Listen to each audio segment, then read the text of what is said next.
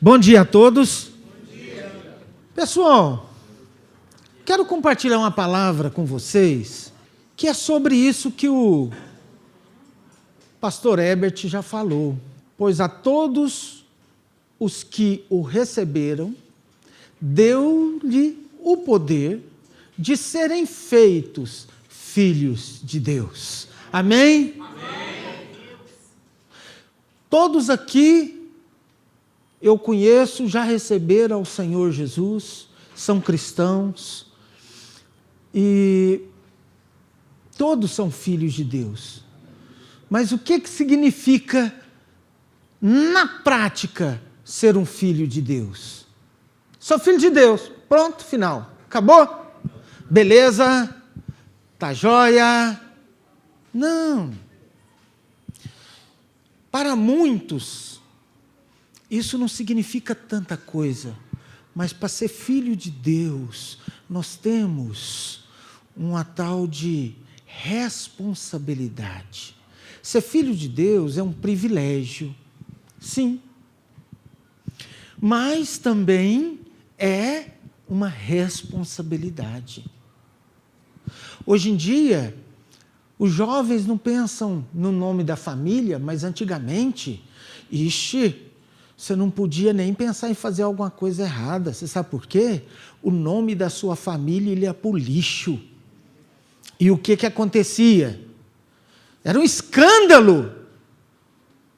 Então, nós, como filhos de Deus, nós temos um privilégio de sermos filhos e temos a responsabilidade, além de manter a integridade do povo de Deus, da família de Deus, é cumprir nossas responsabilidades como filhos. Simples assim. Mas vamos pegar um texto bíblico e trabalhar um pouquinho nele. Lá em 2 Coríntios, vamos abrir, capítulo 5, versículo 14 e 15. Pois o amor de Cristo nos constrange, julgando nós isto: um morreu por todos, logo todos morreram. Ele morreu por todos, para que os que vivem não vivam mais para si mesmos, mas para aquele que por eles morreu e ressuscitou. O amor de Deus tem que ser o fato mais importante na nossa vida como filhos de Deus, como cristão maduro, do que a nossa religiosidade, do que a nossa obrigação como cristão. Eu gosto muito de brincar, os cristãos mais velhos, né? O crente velho, ele vai virando, vai levando a vida cristã, mas aquilo vai virando uma rotina, uma coisa sem vida, uma coisa, não, eu tenho que ir na igreja domingo, vou na igreja domingo, mas a gente não tem mais aquele anseio de receber a palavra, sabe? E o crente antigo precisa ficar muito ligado nisso, voltar às práticas do primeiro amor. Gente, vocês sabem o que significa isso, primeiro amor? É quando você ama demais, que quando a gente aceita Jesus, a paixão está aflorada, a gente faz qualquer coisa para Cristo. E o crente mais antigo vai perdendo um pouco isso. E a gente tem que lembrar do sacrifício de Jesus na ceia, e o amor dele é que tem que nos constranger. Nos constranger de que forma? Em amor. Ele me amou tanto. Tem pessoas que não se sentem amadas, mas só não se sentem porque Jesus o amou da mesma forma daqueles que se sentem amados. E aqui começa algo mais profundo. Um morreu por todos, logo todos morreram. Aqui vem uma parte mais de teologia, que o amor dele nos constrange. Por quê?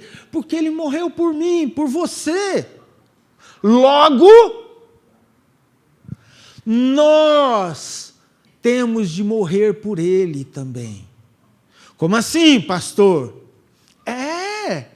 Nós temos de morrer. Todos nós morremos para a carnalidade. Nós morremos para o pecado. Nós morremos para a nossa própria vida. E aqui ele continua com as profundidades dele. Ele morreu por todos. Aí ele vem explicando por que nós morremos. Para que os que vivem não vivem mais para si mesmos. Meu irmão, desculpa começar uma palavra te dando uma coisa tão pesada para você pensar. Você vive para si mesmo? Você pode pensar assim, é lógico. Mas quando o Espírito Santo está trabalhando na nossa vida e nós estamos amadurecendo, crescendo, nós vamos diminuindo a nossa vida para nós mesmos e vamos aumentando a nossa vida para Cristo. Isso é uma coisa normal, natural, do desenvolvimento da salvação, do crescimento do cristão. Se você ainda vive para você, 100% para você, você não é filho de Deus, você não recebeu verdadeiramente e você ainda está totalmente equivocado no que significa ser um cristão. O que é viver para si mesmo, gente? É fazer todas as coisas pensando em quê? Em mim. Na minha vontade, no meu desejo, no meu conforto, na minha felicidade, na minha prosperidade financeira, material, relacional e nada de espiritual. É natural o homem querer viver para si mesmo? Lógico que é. Mas é aí onde vem o Espírito Santo mostrando essa vida que você teve sem Jesus. É uma vida que não vale nada. Não é vida, é morte. E a vida que você entrega para Cristo não é morte, é a verdadeira vida. Amém, gente? Amém. É pesado ou não é? Pastor, então você quer dizer que eu não posso tirar umas férias na Europa? Ou ele lá jogar uma bola? Que mais aí, gente? Andar de bicicleta, assistir jogo de futebol. Não é nada disso. Você pode fazer todas as coisas que lhe trazem prazer, alegria. Só que o seu coração, a primeira pessoa que tem que estar nela, a primeira coisa que tem que ser realmente o mais importante na sua vida, tem que ser Deus. Lembra aquela música que eu coloquei semana passada? Dos Arautos do Rei? Se ele não for o primeiro no seu coração, ele não é nada? É isso. E aqui continuando o versículo. Mas viver para aquele que por eles morreu e ressuscitou. Aqui está. Todos nós aqui, do menor ao maior, temos de viver para Cristo. O que é viver para Cristo? É fazer as coisas para Deus, para Cristo. Engraçado. Antes de falar sobre isso, tem uma parte nesse versículo que parece que destoou. Não, olha aqui. Para aquele que por eles morreu. Joia! Jesus morreu e ressuscitou. Ué, o que esse ressuscitou está fazendo aí? Ele ressuscitou por mim e por você. Ele, além de nos resgatar, ele está vivo, porque ele vai voltar para nos buscar. Ele não simplesmente morreu e acabou, nós somos livres do pecado e acabou. Não! Jesus está vivo e ele vai voltar para nos buscar. Amém. Parece que estava destoando isso aqui. Uai, ele só morreu por mim, joia. Cristo só morreu por mim. Não! Ele ressuscitou, venceu a morte e vai voltar para te buscar. E vai voltar para me buscar. Nós precisamos agarrar nessas verdades, nessa esperança do Evangelho. E nós fomos feitos filhos de Deus, para vivermos para Ele, porque nós somos as mãos, os pés, a boca, o intestino, os braços, a mente, o ouvido de Deus aqui na terra. Você é parte do corpo de Cristo. Você tem uma função nesse corpo de Cristo. Nós precisamos entender isso. Nós precisamos entender algumas coisas. Você quer ver uma coisa? Ninguém foi chamado para ficar de braços cruzados. Quem acredita o contrário? Quem foi chamado para a família de Deus para ficar de braços cruzados? Levanta a mão aí. Ninguém foi chamado por Deus para Deus servi-lo. Quem é que foi chamado para a família de Deus, para Deus ficar servindo você? Tem gente que pensa assim, viu, gente?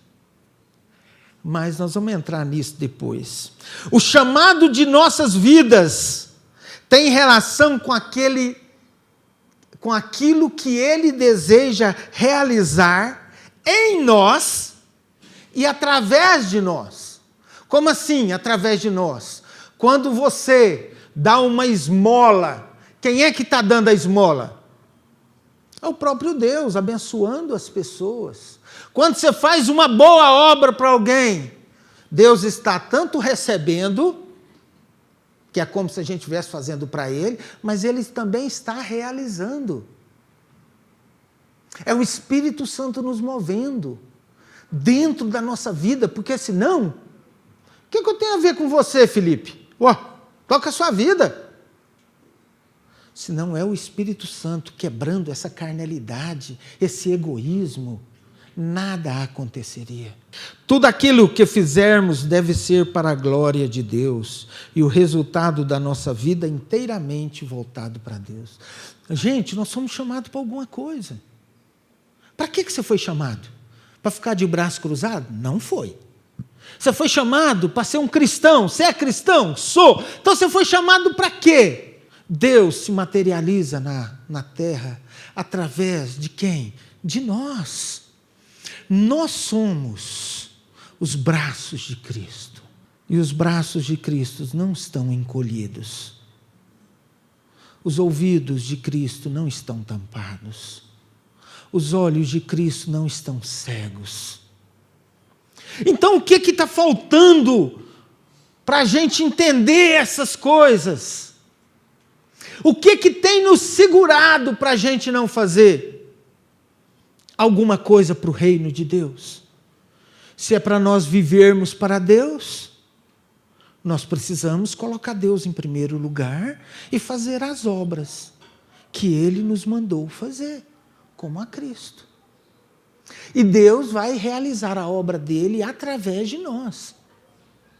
Não é isso que fala lá em João 15? E vamos voltar aqui. Vamos falar de muitas coisas.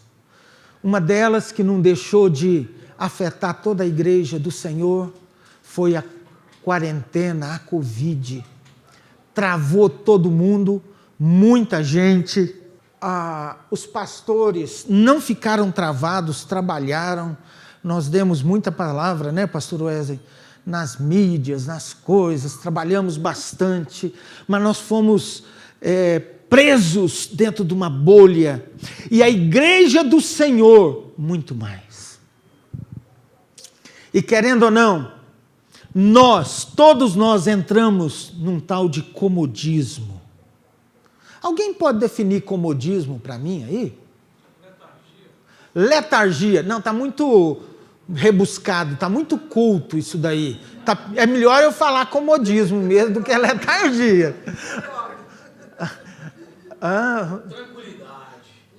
Tranquilidade. Vida mansa. Vida boa. Deitado no sofazão esperando. Preguiça. cotidiano sem se mexer. Aceitar o cotidiano sem se mexer. Só. Ociosidade. Mesmice. Ok. Sossego. O conformar-se, o acomodar-se, a desambição, a aceitação do status quo. E o que mantém tudo isso é o egoísmo. Pensar só em si mesmo. É isso. Nós, na Covid, passamos a olhar só para os nossos umbigos, tendo uma atitude só se preocupando com o nosso bem-estar, com a nossa família, e pronto. O próximo não é importante. Deus é importante. Mas o próximo, não posso fazer nada. Mas começar disso é muito difícil. E nós precisamos vencer esse sentimento de só nós importamos. Nós precisamos viver para Cristo. Amém? Quem é filho de Deus aqui? Levanta a mão. Estou falando para uma unanimidade de uma igreja inteira. Então, se nós somos filhos de Deus, nós devemos o quê? Amar a Deus sobre todas as coisas. Sim ou não? Sim. Só isso ou não? Tá. E eu sei aqui que todos nós trabalhamos para amar a Deus sobre todas as coisas.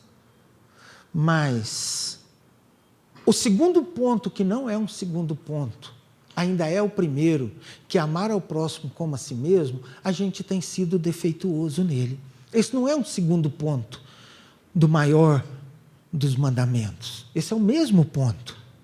Porque como é que você ama a Deus que não vê e não ama o seu irmão que você vê? Isso é uma contradição, é o mesmo ponto. Então nós precisamos amadurecer o nosso amor a Deus. O nosso amar a Deus sobre todas as coisas.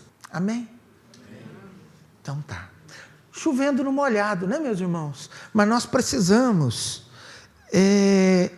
esquentar isso, reavivar isso, para a gente quebrar essa questão que nos levou a quase todos nesse marasmo do Covid. Ontem, na formatura aqui, falar nisso, muito obrigado a todos que participaram, ao pastor Elton, pastor Eli, aos participantes aí, né, aos que trabalharam, Jailson e tal. Gente, foi maravilhoso. E ontem o Bené falou uma coisa boa, sabe, no testemunho dele. Posso repetir aqui, Bené? Ele falou assim, olha, eu sempre quis crescer espiritualmente. Só que eu não orava, não lia a Bíblia, mas eu queria crescer espiritualmente. Vocês acham que ele iria crescer? Não! Gente, isso parece tão simples, mas não é. No nosso dia a dia, a gente entra numa rotina, em algo que a gente vai se perdendo. Se a gente não parar para fazer uma avaliação nossa mesmo, a gente anda perdendo tempo por muito tempo. Então, nós precisamos buscar a Deus, sim. É o primeiro passo. Muitas vezes a gente busca a Deus até por ter esse costume, essa rotina. Não deve ser assim. Mas a gente sabe que se você tem aquele momento do devocional, mesmo que você não esteja ávido como uma corça por águas, você pelo menos vai ler a palavra de Deus e o Espírito Santo vai falando com você. Mesmo que você esteja com sono, querendo dormir e tal, mas quando você levanta e fala, vou orar, dobra seu joelho, o Espírito Santo fala com você. Mas o certo é pensar assim, hoje eu quero receber o Espírito Santo de Deus. Ontem teve outro testemunho também, Lindomar, que falou que tinha dificuldade às vezes de vir aqui, na reunião dos homens, e que quando chegava, ele se sentia bem, o Espírito Santo falava com ele. Gente, é assim. Nós temos de lutar contra essas coisas, se posicionar no Senhor. Se a gente ficar nesse comodismo, você sabe aonde nós vamos parar? No inferno. Apesar que a Bíblia não diz sobre o inferno. No Hades e depois no lago de fogo. Tá certo? Nós precisamos nos levantar e amar a Deus sobre todas as coisas. Viver para Cristo. Ah, eu não estou querendo. Venha. Quantas células você já foi e que você não queria ir e foi ministrado, tratado, curado? Celebração, a mesma coisa. E olha, meus irmãos, nós estamos voltando com as células. E você vai mostrar o porquê que você vive para Deus. E olha, o servir a Deus não é só fazer as coisas referentes à religiosidade, não. Como assim? Em célula, celebração, ajudar nisso. Não! Viver para Cristo é ter prazer em se achegar nele. É também isso, é ir na igreja, é participar, é ajudar, é tocar, é limpar, é tomar conta das crianças, e por aí vai. Mas é também experimentar o melhor de Deus. Todo mundo critica Marta e elogia Maria, mas tanto o adorar quanto o fazer tem lugar no reino de Deus. Mas nós precisamos trabalhar nessa questão da intimidade com Deus. Parece que pastor fica redundante, né? Quantas vezes a gente não fala isso? Fala muito. Mas é por que a gente repete? Porque a gente sabe que a gente cai nisso, nessa questão do comodismo. A gente cai mesmo. 1 de João, capítulo 3, versículo de 16 a 18. Nisto conhecemos o amor, que Cristo deu a vida por nós e nós devemos dar a vida aos irmãos. Ora, aquele que possui recursos desse mundo e vir o irmão padecendo necessidade e fechar-lhe o seu coração, como pode permanecer nele o amor de Deus? Filhinhos, não amemos de palavras nem de língua, mas de fato e de verdade. Pastor, eu dar uma carona para alguém, eu estou amando alguém? É? Claro que está. Se você quiser, pode dar seu carro também. Que a gente já ouviu muitos testemunhos de uma pessoa sentir do Espírito Santo e dar o carro. Amém. Glória a Deus por isso. 1 João, capítulo 4, versículo 20. Se alguém disser, amo a Deus e odiar seu irmão, é mentiroso. Pois aquele que não ama seu irmão a quem vê, não pode amar a Deus a quem não vê. Ora, temos da parte dele este mandamento, que aquele que ama a Deus, ame também seu irmão. Mas pastor, eu não odeio meu irmão. Mas você também não faz nada para demonstrar esse amor por ele. Isso também é o quê? Falta de amor. E uma das formas da gente demonstrar o amor pelas pessoas é servindo as pessoas, é trabalhando para Deus, para trazer a pessoa, para melhorar um relacionamento, isso e aquilo, e vamos chover no molhado. Quem aqui está disposto a servir a Deus em plenitude? Levanta a mão. Ok. Vocês sabiam que hoje você gosta de cebola e amanhã você pode não gostar de cebola? Você sabia que hoje você pode estar disposto a fazer uma caminhada, ir para a musculação, e amanhã você está com muita preguiça e nem querer fazer nada? É. Quero te falar uma coisa para você que está disposto. Sua disposição pode cair. Pode acabar. Aquele que é nascido de Deus não pode se firmar na sua própria disposição, no seu próprio querer. Nós que somos nascidos de novo, nós somos dispostos. nós não estamos dispostos. Receber a Jesus, ser nova criatura, viver para Deus, é estar sempre disposto. É ser disposição em pessoa. Desculpa falar, não, hoje eu não quero. Hoje eu estou com preguiça. Isso é muito difícil. Não existe isso. Você pode até falar isso, mas você está sendo um filho desobediente. Aquele que o pai fala assim, vai trabalhar na lavoura, ele já bate o pé, não vou. Ou senão, um hipócrita, vai trabalhar na lavoura, ô papai, vou sim, e acaba não indo e ficando só de braço cruzado. Aqueles 2 filhos não contemplaram plenamente o amor do pai. Essa é uma responsabilidade nossa, é sermos dispostos, é sermos prontos para todo o trabalho do Senhor. Vamos abrir lá em Hebreus 10, 24. Deixa eu contar uma história para vocês. Eu sempre fui muito disposto, eu sempre fui muito disponível, eu sempre trabalhei muito na obra do Senhor. E não falo isso por orgulho meu, não. Porque a minha família me conhece. Mãe, dos seus filhos, qual que é o mais comodista deles? A mais acomodado. O que mais gosta de sombra, água fresca, rede com um pouquinho de suco de laranja ou Coca-Cola. Vamos lá. Quem que é, Mel? Quem que é, Rosana? Fala aí, a Mel não pegou, não entendeu. É o Silvio. O Silvio entregou, hein? Entregou nada, eu sou assim. Se você me falar, ali está um sofá e aqui está um enxado, o que você quer? Rapaz, urso, você quer mel? Lógico que eu vou para o sofá. Eu sou acomodado, comodista. E eu, quando era pequeno, eu era estigmatizado como preguiçoso, mas não era, eu era só acomodado.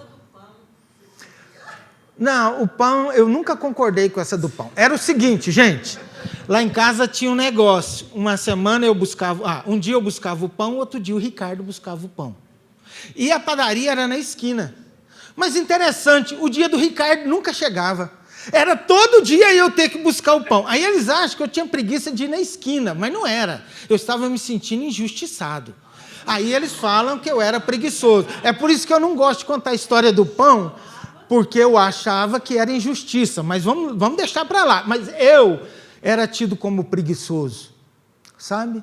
E isso demorou a sair de mim. E saiu, que eu vi que eu não era preguiçoso. Eu era uma pessoa comodista. Se eu posso não suar, para que eu vou suar? Que bobeira. Eu penso assim, não estou falando que vocês estão errados em pensar que tem que suar, não, gente. E, modéstia à parte, hoje eu sou um dos mais trabalhadores da família, tentando manter o meu comodismo. Eu trabalho muito, mas dentro daquilo que eu não me sinto desgastado. Beleza. Mas na obra do Senhor, eu fui assim, sempre disponível e tal, e todas os encontros nacionais, encontros nacionais, eu e a Roseli ficávamos com as crianças. E era um trabalho muitos anos, né, Jailson, Cássia, era um trabalho medonho. E teve um ano especial que a gente não dormiu, eu tinha que dar uma palavra lá também, e foi em cima da hora, e foi aquele tumulto. Eu sei que nós passamos uns 3 dias sem dormir direito, trabalhando dia e noite, e tal, e tal, e tal, e tal. E no final, pegaram para dar os agradecimentos. Obrigado por Cilano, por Ciclano, e eu e a Roseli e a equipe não fomos nem lembrados. Isso caiu como um piano na minha cabeça. Aí acabou, isso deve ter sido em 97, acho que foi o 3º ou 4º, alguma coisa assim. E aí acabou, eu e a Roseli, só o trapo, todo mundo indo embora, eu e ela de fora do carro, encostado, chateada, até chorando. por que que o pessoal nem lembra da gente? A gente é um lixo mesmo, e tal, e tal, e tal, e tal, e tal, e tal. E dá-lhe lambendo as feridas, né? Ai, coitadinho de mim. Ai, ninguém lembra de mim. Ai, eu sou... Aí o Espírito Santo pegou eu e a Roseli, sem interferência de ninguém. Vocês estão fazendo para receber agradecimento ou vocês fizeram para mim? Aí eu e a Roseli, Roseli, mas parece até que nós estamos fazendo para nós mesmos. Parece que não é? Parece que a gente não fez, não foi para Deus, né? Olha, eu acho que isso é pecado. Eu falo, nem que seja pecado, isso é errado. Nós estamos fazendo para Deus ou é para nós mesmos? Esse sentimento, gente, vai começando a tomar lugar no seu peito quando você vê, você está desgostoso com tudo. Sério, você carregava caixa? Para Deus ou para o pastor da igreja lá da RISC? Quando o elevador funcionava, estava beleza, né? E, gente, quebrava direto, viu? E eu sei que o Senhor, naquela época, nos ministrou isso muito forte. Muito forte. Muito forte. Faz para Deus ou para os homens? Você fez o seu melhor? Fez. Saiu bom? Não, saiu muito ruim. Não tem problema, você fez o seu melhor para Deus. Você amou de todo o coração, com todas as suas forças. Acabou. Acabou. Então, até para fazer as coisas para Deus, a gente precisa ser maduro.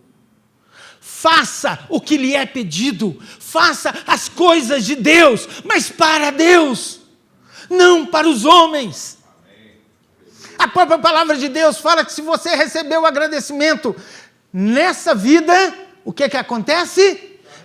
Você já recebeu, você não vai ter a recompensa lá. Isso é a palavra de Deus que fala, gente. Você já foi recompensado. Por isso que tem gente que pega isso e não quer aceitar nem agradecimento, nem nada. Não, tudo a Deus. Não, honra quem dá honra. Amém, obrigado, meu irmão. Ainda bem que você foi abençoado. Mas nós precisamos largar as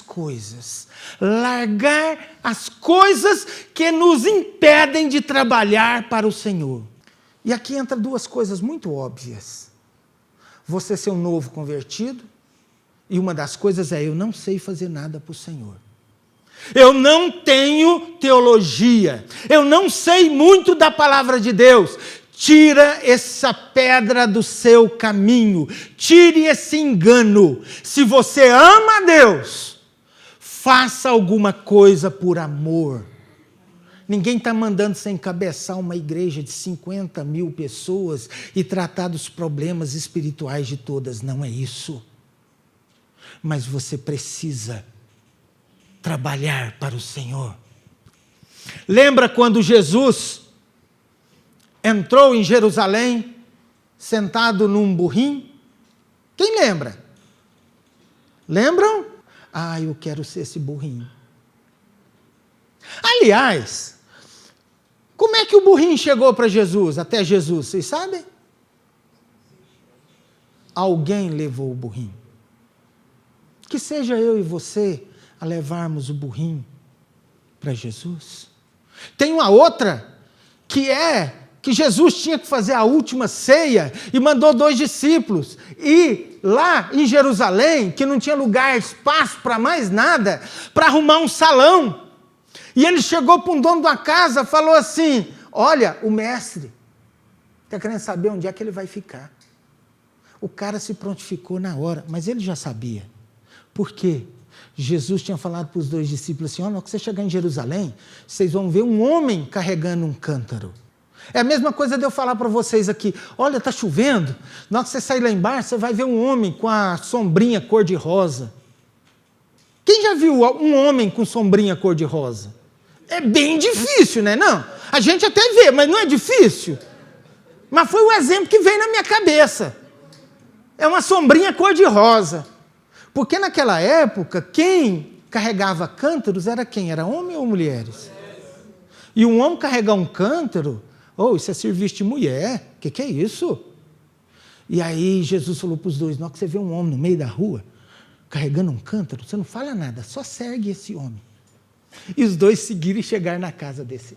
Então, gente, nós precisamos fazer algo para o Senhor. Não precisa ser relevante aos olhos dos homens, nem aos seus olhos, mas você precisa de fazer. E o outro?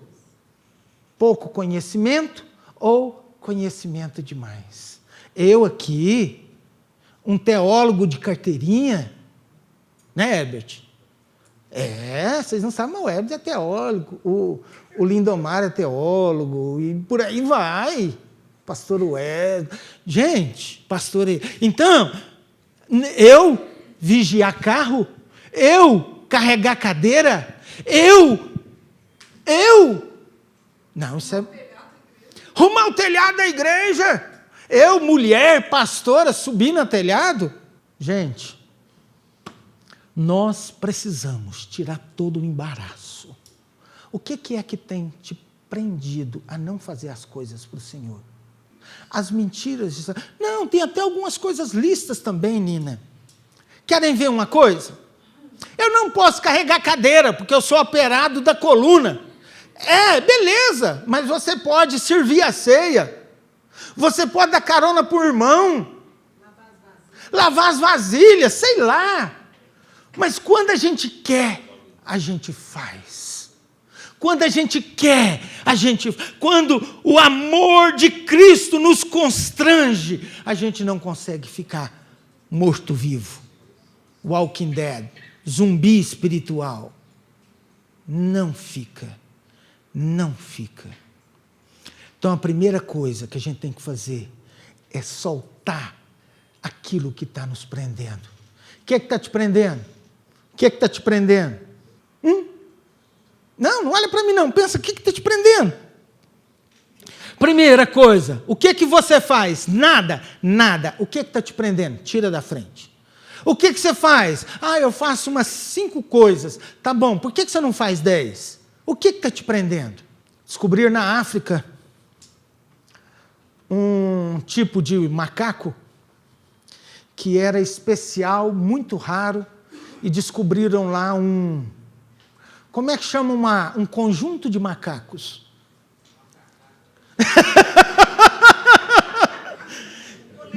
Não é um cardume, não é um enxame, não é uma manada. De repente até uma manada, né? Um grupo, um bando, acho que o certo é o bando aí, né? Mas tá bom. Aí descobriram um bando de macaco lá.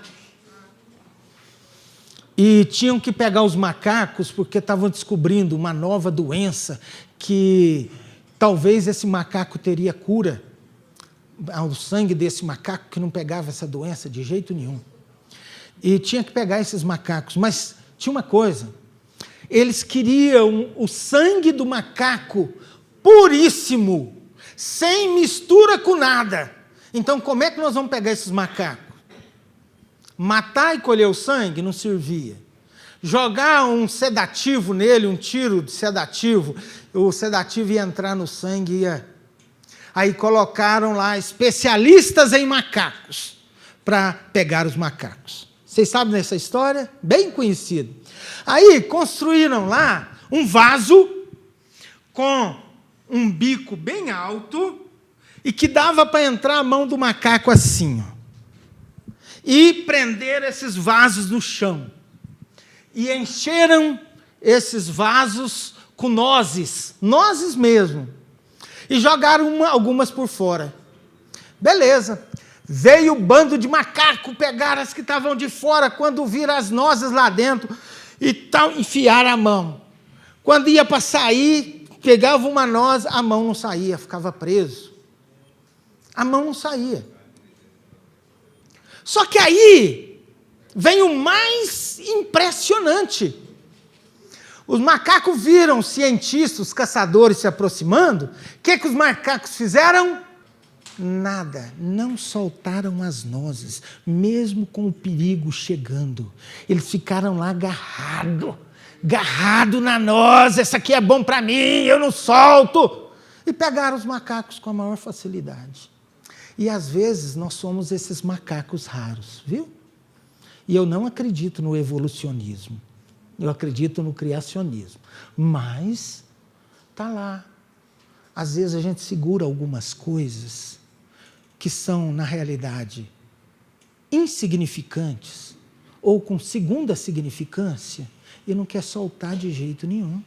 Não, esse final de semana tem jogo do Brasil. Vou na igreja, não. Vamos desmarcar a celebração? Não, hoje é célula.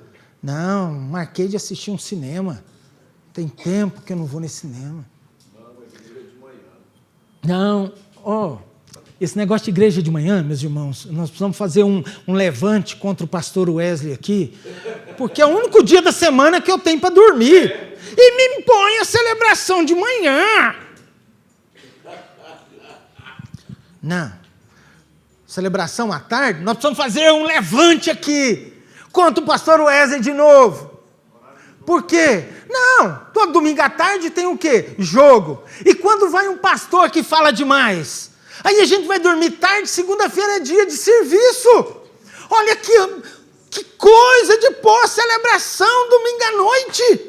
A gente se agarra às coisas que não têm importância. E está na hora da gente soltar essas coisas. Soltar. Solta essa noz. Solta isso.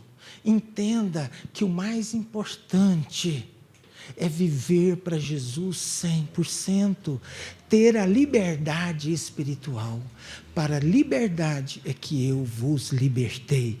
Não é jogo de futebol, não é cinema, não é comemoração de aniversário, não é nada disso. Nós precisamos colocar o nosso coração em Jesus.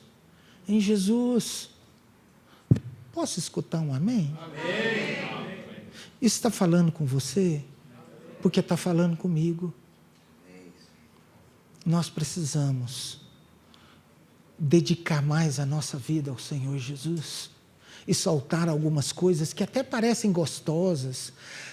Como é que é? Boa de se ver, agradável aos olhos e tem coisas que são boas, mas não são prioridades para a nossa vida. Deixa eu contar uma história para vocês. Tivemos uma oportunidade, eu e o pastor Wesley, quando o Wesley ainda era garotão, viu, gente?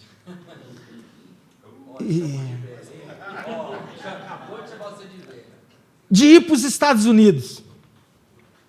Acho que foi a primeira vez que nós fomos, né, Wesley? Primeira vez. Aí juntamos moeda, porque, gente, antigamente era caro. O dólar era barato, mas viajar era o olho da cara. Então, gente, nós fomos. Mas antes de ir, nós recebemos... Minha irmã tem um conhecido lá, uma conhecida e tal, e a igreja dele estava precisando de uma palavra, de algo novo. E eu e o Wesley trabalhávamos com casados, com veredas, com crau. E fora disso a gente não conseguiria ir. Assim, ir para fazer o trabalho de igreja, a gente não tinha condições. Não tinha dinheiro nem da igreja, nem a gente tinha pensado nisso. Mas a gente já estava com tudo marcado, com tudo compro. Como é que é? Ingresso para... Reserva de hotel, ingresso para Disney... o roteiro, o Wesley é bom para fazer roteiro, viu, gente? Quem tiver para qualquer lugar aí, chama o Wesley que faz um roteiro, ó. Eu falei isso para um amigo dele, para um médico amigo meu, o cara ficou uma semana lá no escritório do Wesley atrapalhando ele trabalhar, pedindo roteiro. Mas, gente, brincadeira à parte. E aí nós tínhamos de decidir, e aí, nós vamos só para as férias ou nós vamos trabalhar para Jesus? E a nossa decisão, fizemos um crau, um veredas e teve mais um, Wesley? Um intensivo do casado, salvo engano. Sei que nós fizemos 3 cursos lá. Perdemos hotel, que nós estávamos ficando num hotel razoável, com preço, sabe? Nós perdemos, mas nós fizemos a obra de Deus. Nós largamos a nós. Era bom fazer as outras coisas? Claro. Gente, o hotel que a gente perdeu era em frente ao mar. Já pensou? Em frente ao mar, um hotel nos Estados Unidos, não sei o quê. Decida o que você quer. Não estou falando que você não deve, igual nós, ir para os Estados Unidos. Vá. Mas, se você tiver uma porta aberta de trabalhar para o Senhor, vai trabalhar para o Senhor. Posso escutar um amém?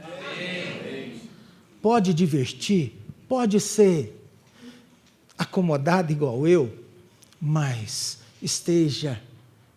seja sempre disponível para a obra do Senhor.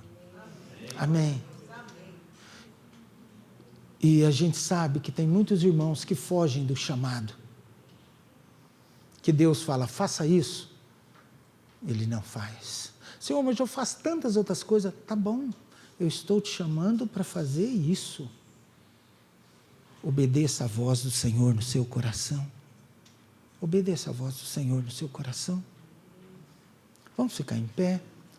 E Deus está te dando nesse momento uma oportunidade de pedir perdão por estar vivendo mais a sua vida do que a vida dele. Deus está te dando uma oportunidade para você de estar disposto a se tornar um disposto ambulante para as coisas do Senhor. Um disponível para o Senhor. Senhor, me usa. Senhor, me use. A gente sabe, no Casados, que a gente usa aquela questão de quem é que Deus usa. É os copos de cristais ou é aquele copo que está lá perto do filtro lá de massa de tomate, que na hora que você passa é o mais fácil de pegar, ligar, tomar e sair. De cristal está lá guardado. Está na hora de você pedir perdão. Pastor, mas eu sou muito novo convertido. Se disponha, o Senhor vai te usar como novo convertido. Ah, mas eu tenho muita sabedoria. Isso é trapo de imundícia para Deus, sua sabedoria.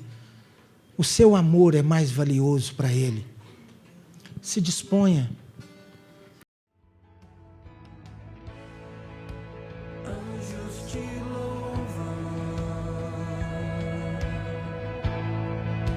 os anciãos se prostram.